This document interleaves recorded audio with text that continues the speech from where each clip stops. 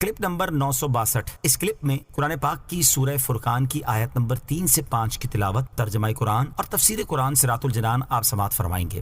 بسم اللہ الرحمن الرحیم۔ ترجمہ: اللہ کے نام سے شروع جو نہایت مہربان رحمت والا ہے۔ وَاتَّخَذُوا مِن دُونِهِ آلِهَةً لَا يَخْلُقُونَ شَيْئًا وَهُمْ يُخْلَقُونَ وَلَا يَمْلِكُونَ لِأَنفُسِهِمْ ضَرًّا وَلَا نَفْعًا وَلَا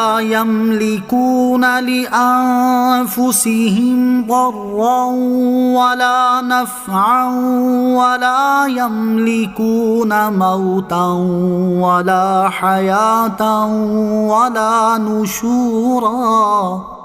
ترجمہ: اور لوگوں نے اس کے سوا بہت سے معبود بنا لیے جو کسی شے کو پیدا نہیں کرتے بلکہ خود انہیں بنایا جاتا ہے، اور وہ اپنے لیے کسی نقصان اور نفع کے مالک نہیں ہیں، اور نہ وہ کسی کی موت اور زندگی کے اور نہ مرنے کے بعد دوبارہ زندہ کرنے کا اختیار رکھتے ہیں۔ وَاتَّخَذُوا مِن دُونِهِ آلِهَةً، اور لوگوں نے اس کے سوا بہت سے معبود بنا لیے۔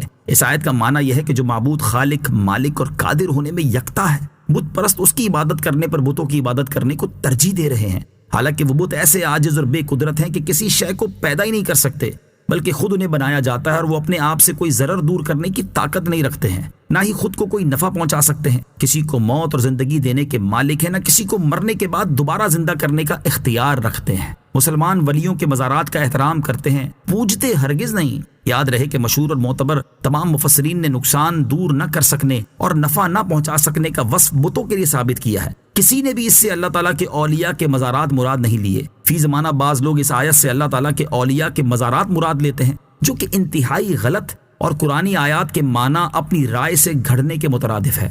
بتوں کے بارے میں نازل ہونے والی آیتیں انبیاء کرام علیہ السلام یا اولیاء اعظام رحمۃ اللہ تعالی علیہم پر چشمہ کرنا خارجیوں کا طریقہ ہے۔ مسلمان ولیوں کے مزارات کا احترام کرتے ہیں، پوجتے ہرگز نہیں۔ احترام اور پوجنے میں بڑا فرق ہے۔ وَقَالَ الَّذِينَ كَفَرُوا إِنْ هَذَا إِلَّا إِفْكٌ افْتَرَاهُ وَأَعَانَهُ عَلَيْهِ قَوْمٌ آخَرُونَ فَقَدْ جَاءُوا ظُلْمًا وَزُورًا۔ ترجمہ: اور کافروں نے کہا یہ قرآن تو صرف ایک بڑا جھوٹ ہے جو انہوں نے خود بنا لیا ہے، اور اس پر دوسرے لوگوں نے بھی ان کی مدد کی ہے، تو بے شک وہ کافر ظلم اور جھوٹ پر آ گئے ہیں۔ وقال الذین کفروا، اور کافروں نے کہا۔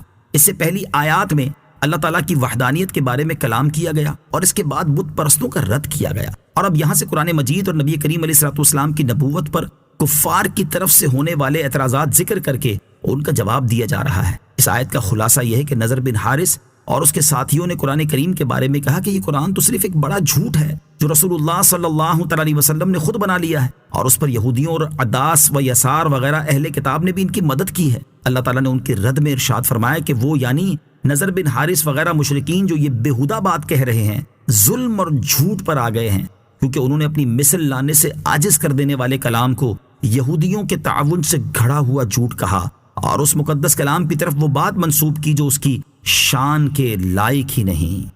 وَقَالُوا أَسَاطِيرُ الْأَوَّلِينَ اكْتَتَبَهَا فَهِيَ تُمْلَى عَلَيْهِ بُكْرَةً وَأَصِيلًا۔